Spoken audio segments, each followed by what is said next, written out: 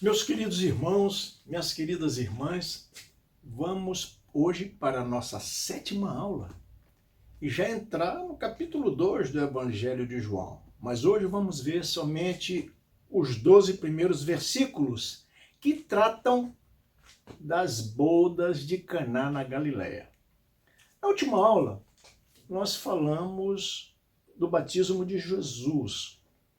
Os demais evangelistas narram a tentação de Jesus no deserto por 40 dias e 40 noites, logo após o batizado.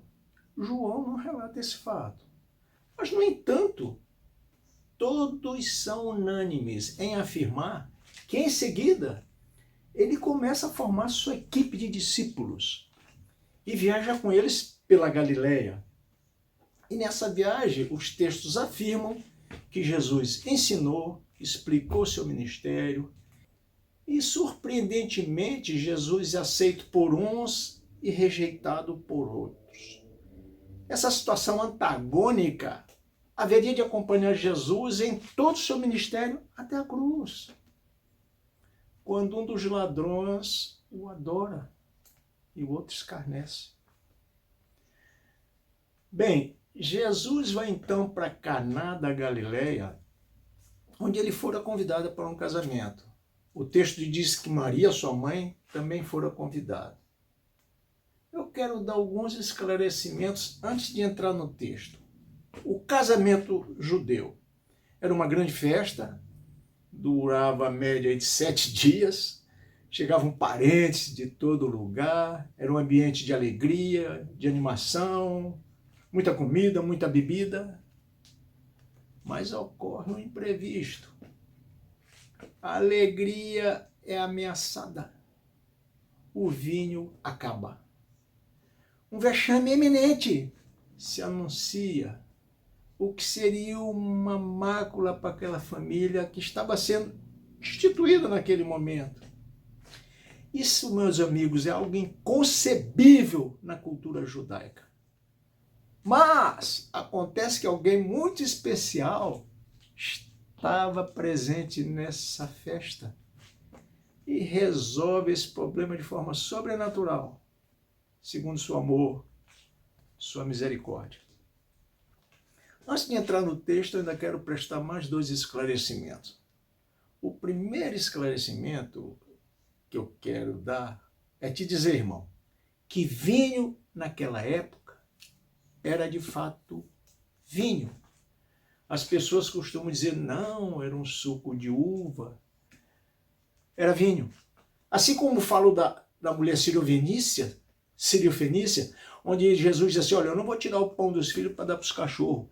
Aí os textos falam assim, não, na verdade ele está falando cachorrinho, está chamando de cachorro, que era como os gentios eram chamados pelos judeus. Então Jesus entra no contexto.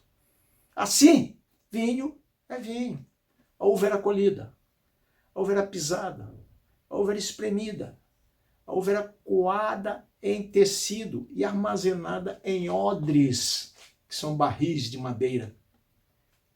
Então, qualquer iniciante em química fundamental sabe que as bactérias e os fungos já presentes no fruto e no ar iniciam imediatamente a fermentação do suco de uva. E num prazo aí de 2 meses, se torna vinho. Veja bem, como a uva é uma cultura sazonal, o vinho tinha que ser guardado. O vinho tinha que ser estocado em barris. Então, estocado ele fermentava. E era usado nas celebrações, nas refeições. Era usado até como medicamento. E veja bem, a Bíblia condena a embriaguez, mas não condena a degustação do vinho. Há relatos também históricos que falam que os cristãos daquela época costumavam diluir o vinho, uma parte de vinho para 2 ou 3 partes de água. O segundo esclarecimento que eu quero dar, antes de entrar no texto, sobre a forma que Jesus se dirige a Maria, chamando de mulher. Ele diz, mulher, o que eu tenho a ver contigo? Não é chegada a minha hora. E a gente se escandaliza. Mas esse era o termo comum para aquela época. É verdade que não era comum o filho se dirigir à mãe dessa forma. Mas o que esse termo quer sugerir é que Jesus está dizendo o seguinte: mãe, veja bem, eu estou deixando meu ministério familiar para assumir meu ministério público. Mãe, de agora em diante eu tenho que cumprir a agenda que meu pai determinar. Jesus não está de forma nenhuma com essas palavras rompendo com Maria. Ele só está dizendo que a partir de agora, mais do que nunca, glorificar a Deus vem em primeiro lugar. E esse é um grande ensinamento para nós. Em terceiro lugar, eu queria fazer a seguinte observação. Na verdade, eu quero te lembrar que a primeira instituição criada por Deus, que nasce no coração de Deus, ainda no Éden, foi o casamento. Foi a instituição da família. Está lá em Gênesis 1:28 e Gênesis 2:24. E Jesus inicia seu ministério público da mesma forma, numa celebração de casamento, onde ele realiza seu primeiro milagre, na instituição de uma família judaica. E é interessante que Jesus também vai findar sua missão numa celebração de casamento com as bodas do Cordeiro, onde Jesus é o Cordeiro, ele é o noivo, recebendo a sua noiva, a igreja. Isso está lá em Apocalipse 19:9. Daí fica patente a importância da família para Deus, a importância do casamento para Deus, a importância da união entre homem e mulher, entre macho e fêmea. Até porque no versículo 12:24, Deus diz o seguinte: pois deixe o homem pai e mãe e se una à sua mulher, tornando os dois uma só carne. Deixe o homem e se una com uma mulher, macho e fêmea. As leis humanas podem criar outra forma de união, mas essas uniões são abominações para o Senhor. Essas uniões não provêm de Deus. Bem, iniciando-se propriamente dito as bodas de Caná, esse texto maravilhoso, eu queria primeiro que você lesse bem esses versículos, que é uma narrativa maravilhosa. E tudo começa quando Maria, como toda mulher, sensível, mais do que os homens, tem percepção mais aguçada do que os homens, prevê. Maria percebe algum problema, o que seria uma grande vergonha para os noivos. Ela observa que a alegria vai acabar, que os vinhos acabou. Eu creio que imediatamente ela pensa: eu vou pedir ao meu filho que resolva esse problema. Ela diz a Jesus: eles não têm mais vinho. E Jesus explica no versículo 4 o seguinte: não chegou a minha hora. Eu gosto de imaginar o texto, eu queria confessar isso para vocês. Eu imagino o contexto, a casa, as roupas, as comidas. Eu viajo, os figurinos. E eu imagino que toda vez que Maria, que dava um suco para Jesus, ele trabalhando na carpintaria, trazia um café, trazia qualquer mimo, eu imagino que ela dava assim uma piscadinha de olho para ele. Interessante, eu imagino isso. Ele fala que a hora dele não é chegada, mas ela chama os servos e diz assim: façam tudo que ele mandar. Eu acho que nessa hora ela dá uma piscadinha para Jesus. E Jesus realmente se rende ao pedido da mãe. O texto diz que ali houve 6 talhas usadas para as purificações. Essas 6 talhas iam dar um total de 600 litros de água. Veja bem o que acontece. Primeiro, tinha que ir até o poço que ficava no quintal. Encher baldes, trazer para os depósitos, encher as talhas. Isso aqui está registrando o trabalho que foi necessário e o tempo necessário para encher essas talhas. O segundo ensinamento é que imediatamente que as talhas são cheias, Jesus tira uma parte e leva para o mestre de cerimônia. E o mestre de cerimônia diz, mas todos servem primeiro o bom vinho e depois que já beberam fartamente, serve o vinho de pior qualidade. E tu guardaste o bom vinho até agora, falando para o dono da casa. E aí Jesus realiza seu primeiro milagre público.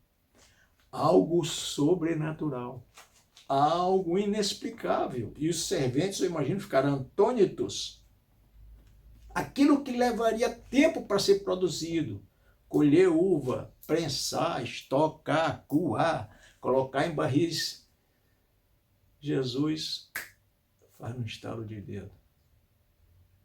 Mas vamos ver o que Jesus nos ensina com relação a esse texto.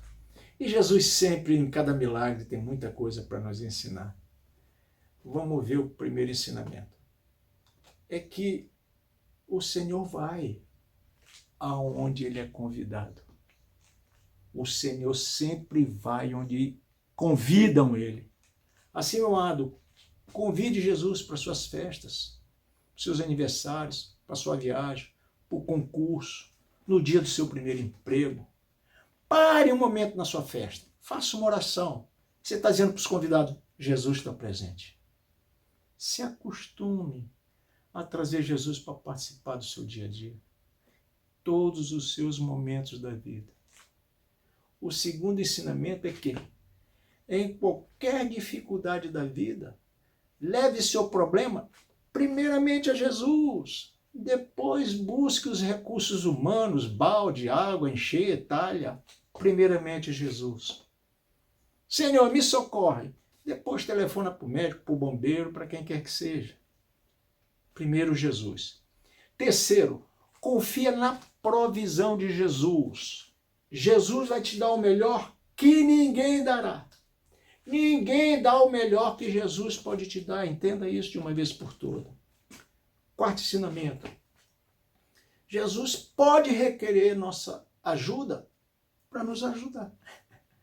Como exemplo do trabalho que tiveram para encher aquelas cestalhas com 600 litros de água. Quinta observação, quinto ensinamento que Jesus está nos dando. Obedeçam prontamente ao que ele pediu. Não questione Deus. Sentiu no coração, faça. Sexto ensinamento. Ele age no seu tempo certo. Ele age no seu tempo certo. E ele pode ter aberto uma concessão para Maria, mas ele deixou certo, ele deixou patente, deixou escrito que ele age no tempo dele. Sétimo ensinamento. Onde Jesus entra, onde Jesus chega, onde ele é convidado, ele traz bênção. Ele faz com que a glória de Deus seja manifesta. Queridos, lá no versículo 11, a narrativa diz o seguinte, que depois desse milagre, os seus discípulos creram nele. O que a gente aprende aí é que seguir Jesus é ter a certeza de que ele irá nos prover com a fé. Interessante. E Jesus mostra que seus milagres, as manifestações sobrenaturais que ele vai fazer, é para glorificar a Deus. A partir daí, Jesus faz mais 6 milagres, citados por João, e todos esses milagres ele mostra que ele é um ser divino, que ele é Deus, que ele veio cumprir aquela profecia. Ele faz milagre para mostrar que ele é usado sobre o Espírito Santo, mas sempre a glória é dada a Deus. Jesus nunca quis palanque, nunca quis aplauso, nunca quis afago.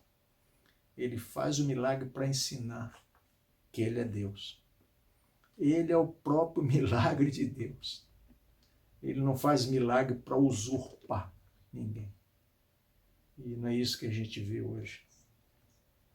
Essa crença, querido, que os discípulos disseram, e os discípulos creem nele, ela vai se espalhar, ela se consolida em todos os seus discípulos.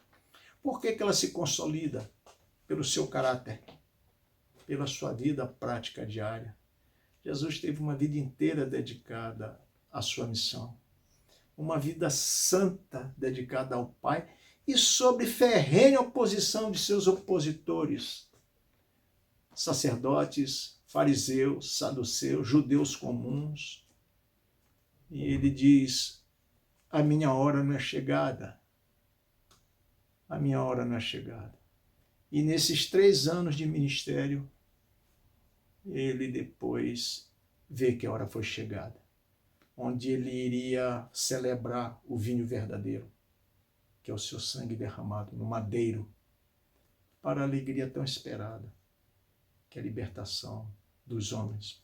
Minha libertação é a sua libertação. Que história maravilhosa! Que história rica em detalhes!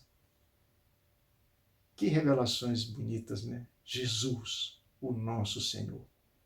Querido, se você está gostando dessa história, fale com seus amigos, traga mais pessoas para estudar a Bíblia conosco. Nós estamos ensinando a Bíblia da forma que ela é revelada nas Escrituras. Traga mais pessoas para se inscrever, mande sua dúvida e participe da nossa próxima aula. E que o Senhor te abençoe.